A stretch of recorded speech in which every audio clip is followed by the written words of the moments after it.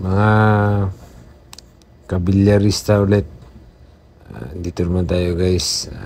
Konting recap na po sa laro ni na Oliver Villafuerte tsaka itong world number 1 pool player po, SBD. Akalain mo po yung kinalaban dito ni Kukoy Digos, yung naging world number 1 po. So ito po, recap tayo po. Nangyayari dito, shortcut na po dito sa 0-6 na points po. Halos walang napuntos dito sa SBD kasi ang galing-galing ng break ni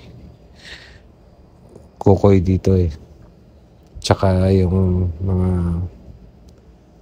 snooker nila, yung taguan nila, mas power kay Kukoy. Kaya ito yung nangyari guys.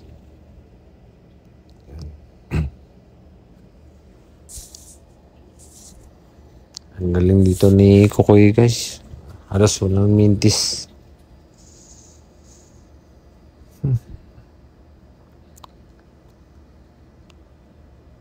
Very 9-ball open po ito guys sa nangyari sa Vietnam.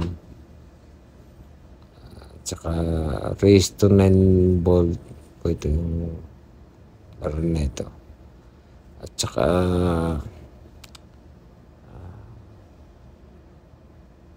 papasok ito sa top 64.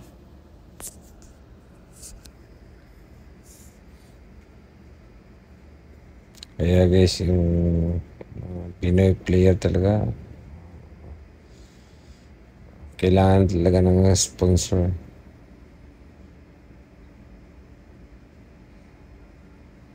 Kailangan pa talaga bigyan ng sponsor itong mga Pinoy bilyarista.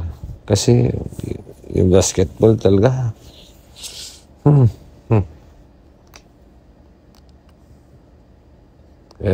Manny Pacquiao, please,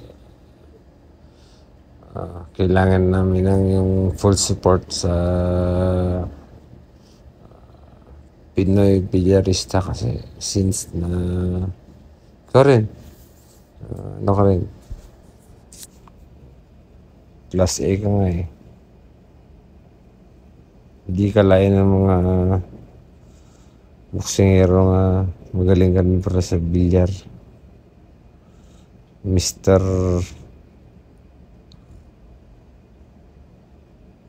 Ikaw pa. Manny Pacquiao, pambansang kamao. Kaya ito guys, recap lang ito sa nangyari sa kay SPD tsaka kay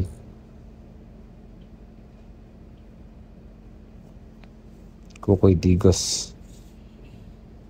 Kasi actually di ka na talaga asa dito Kaso yung kalaban hindi talaga basta-basta. Kahit yung lamang, ang laki ng lamang, hindi mo talaga basta-basta ganyan lang. Respeto pa rin. World champion yung kalaban mo kasi.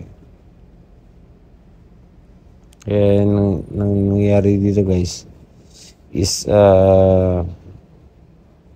kita nyo sa starting ng video is 6-0. So nangyayari unti-unti lang ito.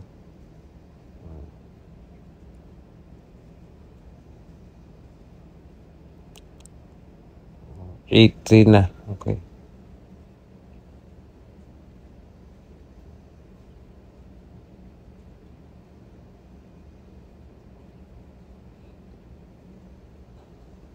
Siguro dahil sa pressure to guys.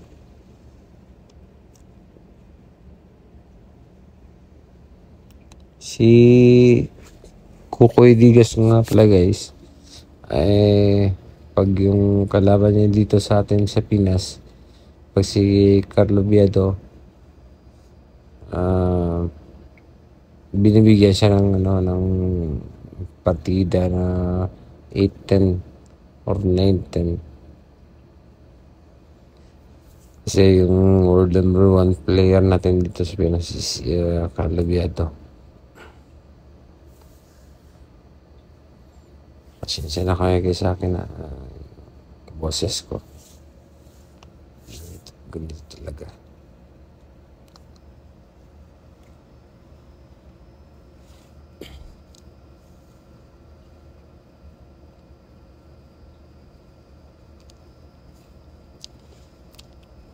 Player nga pala nga ako guys ang billiard. Kaso plus B lang ako guys.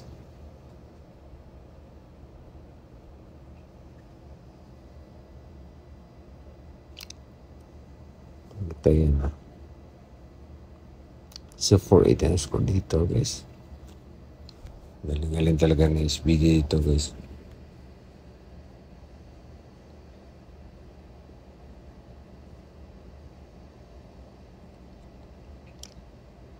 Uy, mintis yan.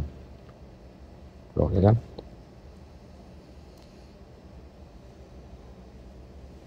Kasi, nangyari dito. Mintis din yan si Kukoy natin.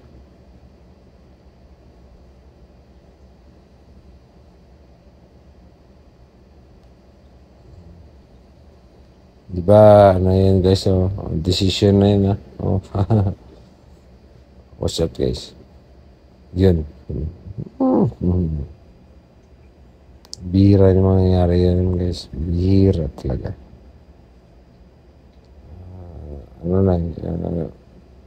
Wag magpaka-kampante talaga guys.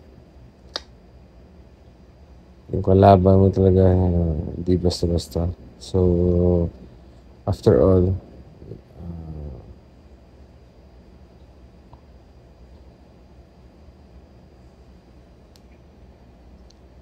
instead of panalo talaga, what's the score? 5-8. Yun. Sinerte pa yung kalaban dun. Kaya nga guys, kahit 0 yung kalaban, no mercy talaga kasi if you give a mercy sa kalaban ng mga katulad nito mga professional, wala tayong magagawa. Bilog ang bola talaga. So, no mercy talaga. It's okay nga kahit 0 yung kalaban. Accepted yun para sa kanila.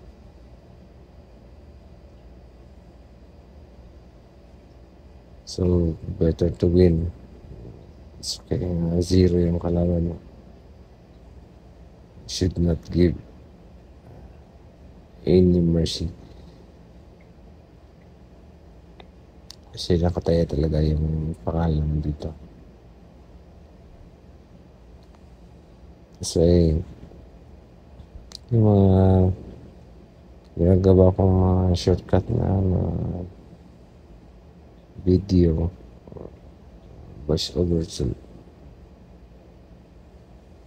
is something this one.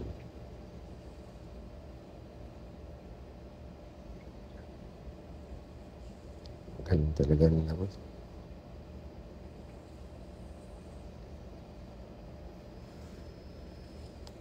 Wala tayong masasabi kaya nga no mercy talaga. So, from 8 to 8-3 something, ayun, naging 8-7 na. At saka naging ano pa dito guys, naging sure talaga. Let's see na guys. Nakalimutan ka kasi. Nakainom na ako guys. Pasensya na. Nakainom na ako ng 4 na bote. Ito na.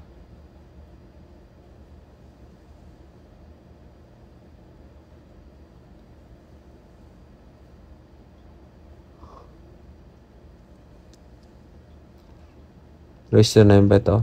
Raise to 8. Raise to 9. Okay.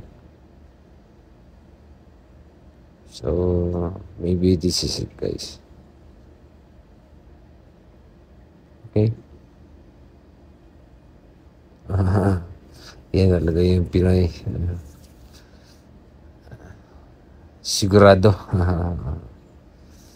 Kokoy. Okay. Kung gusto yung Kokoy, mabuhay yung Pinoy bilyarista.